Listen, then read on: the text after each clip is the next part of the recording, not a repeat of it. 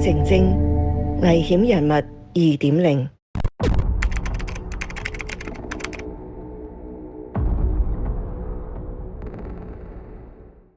歡迎大家，今日咧又係嚟到危險人物2.0啦。身邊嘅一樣係楊雲峰律師。咁我哋兩個咧今日要講嘅案件咧，就係同我哋讀書嘅時候咧一間大學有關嘅。咁就係關於港大教授張其中殺妻案。咁呢個案件特別嘅地方咧，就係其實咧我哋都同佢有啲淵源嘅。咁啊，尤其是阿 Martin。咁啊，你講嚟聽下。其實因為我未讀法律之前咧，就係讀機械工程嘅。咁我又咁啱就係喺 Hong Kong U 讀機械工程嘅。嗰陣時佢個老師咧，其中一個我都記得好清楚嘅，同埋好有印象、好深刻，都幾熟添嘅。嗰陣時就係呢位張其中教授啦啊。哦，張其中教授，佢有個英文名好特別嘅喎。我哋個改花名咯，叫做 Elect 張，因為佢教機械工程裏面教電子工程嘅，即係 electricity 就叫咗佢做 Elect 張咁。咁其實呢一個張老師啦，張教授啦，咁人都好好嘅。咁嗰陣時我咧就做過呢個香港大學職工會嘅免費法律顧問嘅。咁而咧阿張教授咧係一個教育界嘅維權人士嚟嘅。咁當其時佢就係民主陣線啦，亦都係好多嗰啲同性戀嘅小眾組織啊嘅一啲代表。咁我曾經記得佢咧喺新校長上任嘅時候，佢都有提出好多嘅質疑嘅，即係張校長上任嘅時候就話喂，會唔會收窄言論空間啊？咁佢嗰陣時亦都有好多係關於香港啲政治議題嘅。係啊，佢比較活躍嘅喺政治議題方面係。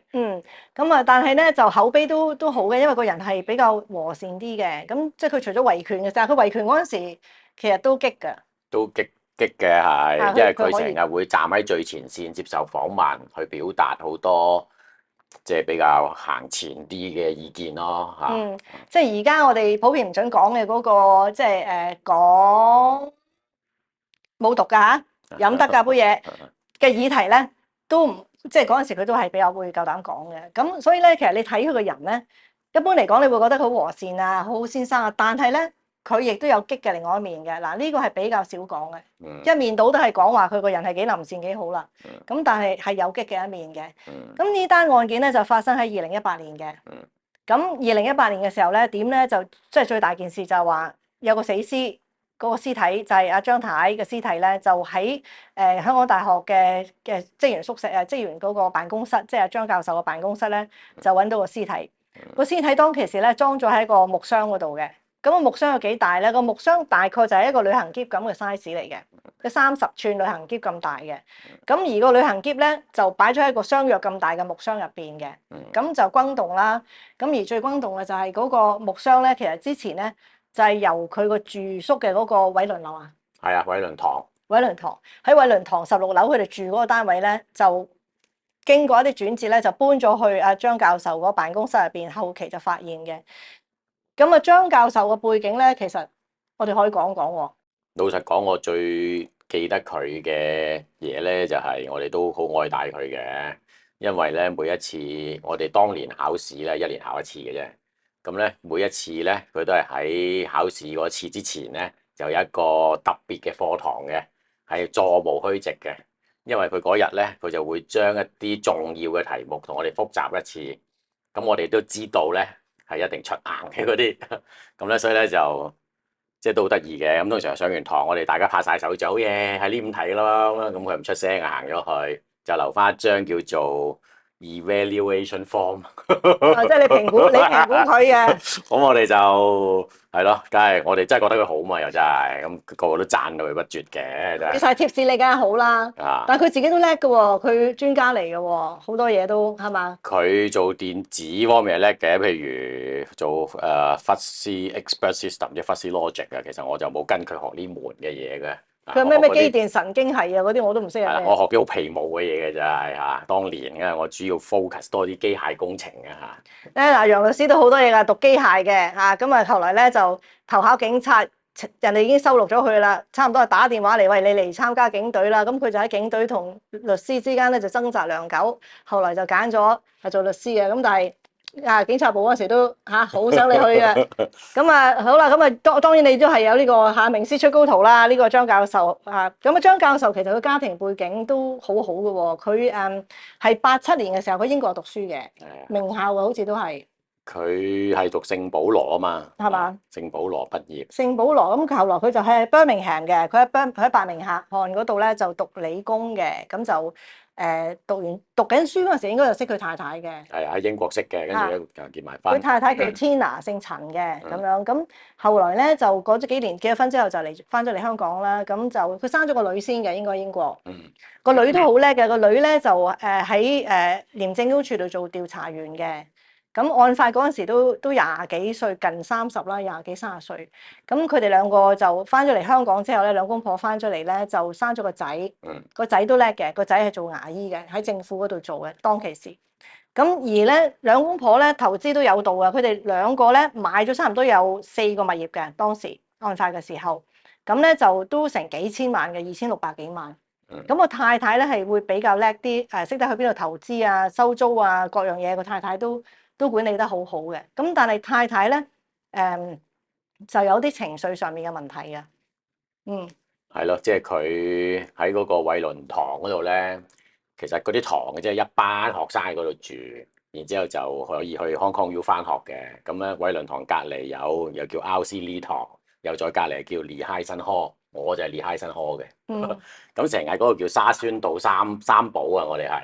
即係沙宣道咧，喺即係 Queen Mary 樓下，我哋呢3個宿舍就成日喺嗰度玩啊、打波啊、喧鬧啊，夜晚唔瞓覺嗰啲就喺嗰度。我就聖莊嘅，我係嗰邊嘅。聖莊遠啲，即係全部都係學校啲啊，聖莊。即係全部都港大啦。嗰陣時我哋就住宿舍，咁我哋呢啲年紀超齡嘅嗰啲咧，即係叫mature student 咧，就係嗰啲在職學生咧，就住喺聖莊嘅。佢哋嗰啲咧就後生啲嘅就住喺學校嗰邊，係咪 campus 近 Queen Mary 嗰度多啲啊 Queen Mary 啊，即係瑪麗醫院樓下。咁啊，張其中咧就係偉倫堂嘅舍監嚟嘅，咁佢自己都住喺嗰度嘅。咁所以佢雖然咧有手上揸住好多物業，但係咧佢都係住喺個最大嗰個舍監宿舍嗰度，都1000幾尺嘅。咁佢一家大細咧都係住喺嗰度嘅。咁好不幸啦。呢一個舍監嘅即係住宿，咁呢個偉倫堂咧，亦都係後來成為咗案發現場嘅，即係佢喺嗰度咧殺死佢個太太嘅。咁就嗱，其實咧，如果你睇翻個時序咧，案發咧就係2018年嘅8月嚟嘅。咁但係你睇翻喺案發之前嗰幾個月咧，其實有好多嘢發生，唔係幾好嘅事發生，令到佢整家人嘅嗰個情緒咧都發生咗好大嘅變動嘅。嗱，佢其實咧就我諗係應該由5月開始講。咁佢個太太咧就我哋一陣可以慢慢講一講佢太太嘅。咁但係花名都你從個花名你都估到啦，佢個太太英文名叫 Tina。花名叫 Tina 水。即係都幾揦脷咯。即係呢個就係嗰啲識得佢嘅人，尤其是係喺偉倫堂嗰個做工作應該考工咁上下啦，就形容佢係一點就着嘅，即係如果話一有啲咩咧辣着佢咧，佢就會好快好大反應。同埋咧就係好希望說服人哋接受佢嘅意見，直到說服到為止。咁佢說服嘅方式就比較激烈啲，話佢咁樣。你見過佢未啊？我冇見過，唔係偉倫堂噶。咁啊係，你唔係偉倫堂，你見過教授冇見過佢？咁嗱，咁我諗平時見人又冇乜嘢嘅，即係你唔好同佢。有咩嘅接觸嘅衝突咁啊，應該係都咁都係咁樣啦。即係 anyway，即係嚇人都唔喺度啦。就不過因為個案件，我哋都要講一講佢少少嘅性格，因為佢個性格其實係個案件嘅關鍵嚟㗎。嗱，成件事開始即係件案就係發生喺8月啦。咁但係咧5月嘅時候咧，5月尾嘅時候咧，好奇怪喎。咁咧就係咧，張太咧就揾張教授咧就簽咗欠單。咁咧就話咧因為咧張教授咧就揾翻嚟嘅錢咧，張太係自動有一半嘅。咁佢話因為我幫你照顧頭家，又幫你投資，咁所以你嘅人工咧我就有一半嘅。咁啊計咗出嚟咧就好似1000幾萬咁啊！呢10幾年就揾咗1000幾萬，就要佢開翻張支票咧，就大概係600幾700萬嘅。咁要攞嚟揸手，亦都要佢簽咗欠單，就確認翻咧佢喺呢一個屋企入邊咧，佢係有一半嘅貢獻嘅。咁當其時咧，佢就簽咗俾佢嘅。咁根據阿張教授嘅講法咧，就其實呢啲咁嘅支票咧喺個手上邊都已經有幾張㗎啦。佢明白咧個妻子咧係只係想話佢簽咗揸下手嘅啫，佢唔會去入錢嘅。即係佢唔就揸住喺度就唔會話攞去做啲乜嘢嘅。咁但係呢個支票其實就都可以係案中關鍵嘅。呢個就5月嘅。咁後來佢哋去咗旅行啊，係嘛？好似7月嘅時候。唔係，佢係啊，佢係案發前幾個月佢哋去過旅行嘅，又係。即係簽完支票之後啦，5月簽支票啦，咁7月嘅時候咧，佢哋成家人咧就去咗英國旅行。咁英國旅行嗰度咧就又因為揸車嘅問題又嗌交啦，因為阿張生揸車，張太又話唔係咁去，又唔係咁去，又跟住然後又改變主意。總之就你知道兩公婆揸車，梗係有一個唔中意你嘅揸法，或者好多嘢講，咪嗌交啦個車度。咁啊跟住佢講咩啊？佢喺英國講過話，佢將會係同呢位太太最後一次去旅行嘅。咁但係呢句嘢咧係咪關鍵咧？就嗱，阿楊律師就話咧，佢其實比較留意呢句嘢嘅，因為整件案入邊都係講緊咧關鍵位就係話，而家最嬲尾阿張教授被告咧就係告謀殺嘅。咁謀殺咧係需要有個意圖去殺人，咁樣先係算係謀殺嘅。咁當然如果你之前處心積慮已經係全部計劃好晒，呢個絕對係謀殺啦。咁但係即係佢最終呢個張教授都係裁定謀殺嘅。咁但係點解裁定謀殺？我哋一陣間講。咁但係根據阿楊律師就講，佢話佢其實一早已經講呢次係我最後一次同你去旅行啦。即係呢個其實當其時已經係有少少端倪咯。咁當然你諗下兩公婆鬧交，以後都唔同你去玩嘅，最後一次同你玩。都可能係好 common 嘅呢句嘢。都可以係冇嘢嘅，但係如果你話控方係揸住呢句嘢嘅話咧，呢句嘢話我最後一次同你去旅行啦，最後一次同你去英國啦咁。咁呢個係7月份嘅。咁佢死者即係張太個妹咧，其實就都係喺英國住嘅。咁後來咧去完旅行之後咧，8月嘅時候咧，佢個妹就嚟咗香港嘅。咁就嚟咗去香港之後咧，就住喺佢哋偉倫堂嗰個宿舍嗰度，即係嗰個妹，即係個死者個妹都喺度住嘅。咁而整件案嘅發生奇怪嘅地方咧，就係話咧，阿張教授個仔做牙醫個仔啦，同埋咧佢個姨仔即係個死者個妹啦，都係喺屋企入邊嘅，即係當時案發嘅時候。咁嗱，仲有一件事發生咗咧，就係差唔多喺案發有2件事添嘅。一件事就係去銀行，另外一件事咧就係同佢個女，個死者同個女嗌交。咁咧就呢2件事，最後嗰件事，即係最後一支導火線咧，就係喺個女走咗去離家出走嘅嗰一次。咁點樣發生嘅咧？就係話咧個妹啦，即係頭先講緊死者個妹就喺英國嗰度嚟咗香港啦。嚟咗香港之後咧，唔知點解咧就話要走去花旗銀行開個戶口喎。因為花旗銀行嗰陣時咧就做緊展銷，就話如果你開戶口咧超過400萬咧，送乜送乜送乜送一大堆嘢咧，送6000蚊現金回贈啊啲咁嘅嘢。咁於是張太就同咗個妹咧，就去花旗銀行嗰度咧，就揾人開戶口。咁嗰個戶口嘅經理咧姓趙嘅。咁張太咧就當時咧就話開戶口啲細則，你如果想做成單生意咧，你就去揾我老公啦，就叫嗰個趙經理咧，花旗銀行嘅趙經理咧，就去港大嗰度咧，就揾阿張教授咧，就係講開戶口啲嘢。但係咧張教授咧就話唔得閒，去到嗰度噶啦，咁就話嗰日唔得閒就灑走咗去，但係都禮貌嘅。咁跟住咧，張太自己就再去花旗銀行啦。今次去到咧就俾咗400萬嘅支票，佢唔開啊嘛，佢就俾咗400萬支票。張支票咧就係咧其中一張嗰啲阿張教授咪簽成日問佢簽支票，話佢揸下錢嘅，佢揸住好多張，佢係其中一張張太揸住嘅支票。咁阿張太就攞咗阿張其中俾佢嘅其中一張400萬嘅支票咧，就入咗去開咗個新戶口。嗱，呢張票彈咗嘅，張票彈咗，因為佢哋流動現金唔係多噶嘛，其實，同埋佢好奇怪啊，張教授佢嗰啲財政好透明嘅喎，連每個月嘅公積金都貼咗喺門口喎，佢自己個房俾全共間屋嘅人睇到嘅喎。即係咁，所以佢嗰啲支票彈硬㗎啦，根本就係，除非竟然咁都收埋到錢嘅啫。因為根據控方案情咧，就話案發之後咧，查到佢哋個戶口得50萬流動現金啫嘛。咁但係張太就走去明知冇咁多錢啦，就入咗嗰張400萬嘅彈票。咁對於一個教書嘅人嚟講，你咁樣去彈票咧係好肉酸嘅即係其實即係啲支票，如果彈票其實都有啲法律責任嘅，係好唔好睇嘅。咁但係張太係明知道嗰張票係入唔到嘅，都走去入咗去花旗銀行。咁好啦，呢個就係一個幾關鍵嘅嘢嚟嘅。咁啊，控方都揸住呢樣嘢嚟講，就話係因為呢張支票激嬲咗佢，佢有心殺佢嘅，即係呢個控方案情。咁案件咧就發生喺8月17號凌晨啦。咁其實早一日之前咧都發生一啲嘢嘅喎。咁咧就阿張太咧就同佢個女嗌交，嗌大交。其實嗌交都已經係8月嗰陣時好多噶啦，佢屋企入邊發生。其中一次咧個仔都搞得好唔開心嘅，就係咧佢因為有好多出租單位啊，咁個租客咧就話個廁所板好舊爛咗。阿張太咧就冇去買新廁所板，就將自己屋企嘅嗰幾個廁所板2個廁所板拆咗，擺咗喺租客嗰度俾租客用，就將租客嗰啲就佢就拆咗佢自己個廁所板去俾咗租客用。後來咧買咗廁所板翻嚟之後咧，咁咧佢就俾咗個新嘅俾個租客，就攞個舊嘅攞翻嚟自己用，即係基本上係嗰個廁所板係俾個租客用完之後攞翻嚟屋企用啦。咁屋企人就好唔高興咯，就話點解你會即係咁俾啲攞翻啲舊廁所板翻嚟咧？咁就嘈起上嚟，咁就已經係好多醖釀呢啲嘈交噶啦。咁跟住咧，案發前一晚咧，就輪到又係同個女嘈交啦，就唔知為咗啲乜嘢，叫佢買嘢啲好瑣事嘅嘢。咁個女嬲起上嚟就走咗去。咁嗰一晚咧，阿張其中就已經係覺得已經去到臨界點啦，就覺得你搞到家嘈屋閉，個個都走埋，而且個女咁樣夜晚走咗出去，佢就好唔放心嘅。咁其實佢就一路都因為個老婆成日喺屋企家嘈屋閉咧，就已經係好唔滿意噶啦。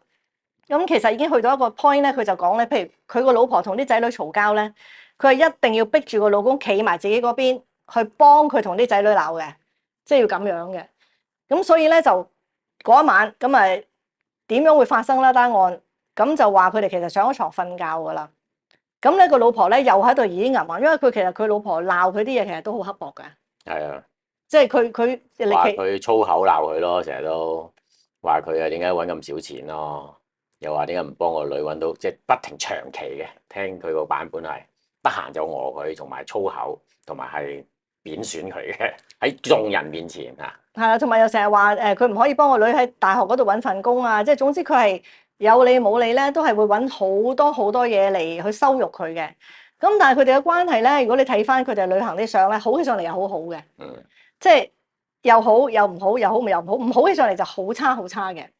咁但係喺呢個過程中咧，不為人知嘅就係其實張教授嘅嗰個性情都開始變緊嘅。係啊。咁張教授其實喺案發之前大概幾個月咧，佢就細菌感染，入咗醫院都差啲死嘅。咁佢經過咗呢一次大病之後，咁佢嗰個耐性咧係越嚟越少嘅，因為根據頭先咪講佢哋去英國旅行嘅，英國旅行嘅時候咧，嗰啲親戚已經開始發現張教授有啲唔同噶啦。以前老婆點鬧咧唔會識得駁嘴嘅，而家咧喺旅行嗰次咧，即係病完翻嚟去旅行咧，開始會鬧翻轉頭啦。即係呢啲係以前未發生過嘅，咁所以睇到佢嗰個性情都開始同以前有少少唔同。咁嗰一晚咧就又上咗床瞓覺啦，瞓咗床之後又喺度嘈到咁上下嘅時候咧，根據張教授嘅講法就話佢想攞住喺床下底攞個拖鞋，攞咗個拖鞋之後咧就離開間房就出去出邊噶啦，即係行出去廳。點知佢揦到嘅咧就唔係拖鞋，就揦到一條電線，佢就用嗰條電線咧去勒死咗佢老婆嚇。咁勒死咗佢老婆之後咧，咁佢就好驚嚇。咁而咧，其實佢勒死佢老婆嗰陣時，應該度房門都冇閂嘅。係啊，佢阿妹睇到佢哋，教佢話教授壓住咗佢家姐啊嘛，以為佢哋喺度開心得咁緊要咁樣，咁大年紀，咁就覺得好奇怪咁行咗去啦。係因為其實咧，佢哋即係所以阿張教授咧，佢個案件咧，我哋都有睇過下嘅。即係其實嗱，佢第一嗰道門都冇閂嘅，佢係半掩房門瞓覺嘅。如果佢有心殺佢嘅，又知道間屋度仔又喺度，姨仔又喺度，都起碼閂埋道門，或者等佢哋唔喺度嘅時候先落手。咁所以其實呢個應該都係一時衝動而發生嘅。但係咧，佢哋成個案件係冇用到呢個理由嘅，因為根據謀殺嘅法例咧，就話如果你係俾佢呢個死者係激嬲咗嗰個被告人，係激嬲咗個兇手啦嚇，激到佢咁失去咗控制嚇，而係叫捉怒咧，咁係可以從嗰個謀殺變成誤殺嘅。咁其實佢老婆喺佢碾死佢之前係不停鬧噶嘛。係啊，不過我想講一樣嘢，其實佢真係有用到 provocation 嘅，真係有。不過陪審員唔信。即係佢哋嚇，咁佢就即係佢有講到話佢老婆激佢，但係咧佢哋要激到佢要失控先得。咁佢哋就話咧，你都俾佢鬧慣㗎啦，你點會因為佢鬧你失控啊？佢係咁講啊嘛，佢鬧慣你㗎嘛。佢話唔係喎，佢鬧我仆街啊嘛。佢話咁跟住控方就話仆街都唔算粗口啦，都成日會講啊，你唔會因為佢叫你仆街而嬲家咧鬧慣你啦。咁就喺度爭論呢啲會唔會有足以激嬲佢嘅一啲元素。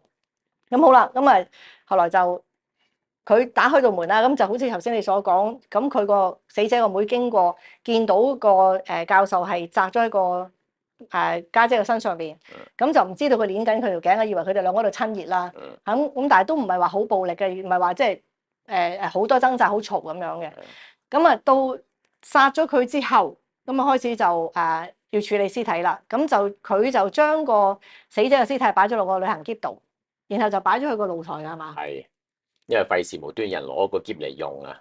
我唔知點解擺喺露台，等於人哋就唔用啦。可能佢屋企係咁嘅陳設咯嚇。我諗個露台喺出邊嘅，咁佢就即係佢擺咗條屍喺個篋嗰度，佢就梗係唔會擺喺大廳啦。咁佢就收埋咗喺個露台嗰度先嘅。咁然後咧就跟住就要諗辦法咧，就點樣去處理啦？因為喺當中咧個時間開始過得耐啦。過咗1-2日啦，佢都仲未諗得掂點去整咧，就開始就報失啦，就話咦佢個太太去咗邊度？咁當其時佢有講過咧，就話個太太可能去咗旅行嘅，佢試過走過噶嘛。係啊，佢話佢可能試過自己一個人去英國啊、雲南啊咁啊嘛嚇。即係佢有陣時嬲起上嚟咧，佢會自己走咗去嘅，走咗又唔講聲俾屋企人聽，試過2次嘅。咁佢就話呢次可能佢都係因為嗌交咁，所以走咗嘅。咁但係後來咧就去到過咗幾日之後咧，就個女就一定決定報警啦。咁啊張教授都去咗報警嘅。報咗警之後咧，嗰個露台嘅屍體就更加難搞啦，因為會睇閉路電視啦嘛，開始係嘛？咁啊閉路電視就其實我諗個閉路電視其實都幾關鍵。佢唔係佢好過癮啊，即係唔係過癮，即係佢整咗木箱，開始木箱嘅嚟啦。嚇佢因為佢要運佢出去啦嘛，嗱你攞住嗰個篋，咁喺度拖個篋，你點樣逃避嗰個閉路電視咧？咁於是咧佢就決定咗整一個箱。咁啊整咗個箱之後咧，就將嗰個屍體就擺喺個箱度。咁但係當然啦，呢啲後來佢唔單止係閉路電視會俾人見到，佢拖個箱出去嘅時候咧，擺落個車度咧就已經撞到警察啦。因為已經報過警啦，嗰陣時已經查緊啦。咁個警察就問佢呢個咩箱嚟啊？佢就話呢個係夏令營迎新營用嘅玩嘅嘢擺咗入去。係迎新，咁佢就擺晒喺度。咁但係當其時警察就冇打開嚟睇。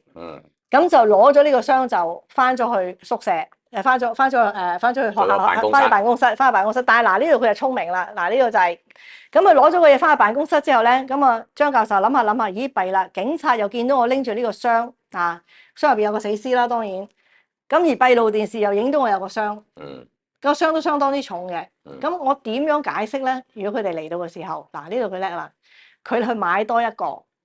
佢買多一個箱咧，就拎去工場嗰度咧，將個箱全個拆開咗，擺晒喺工場嗰度。果然警察嚟啦，有喂你琴日又話攞去迎新營啊嗰個箱咧，俾我睇下個箱啊。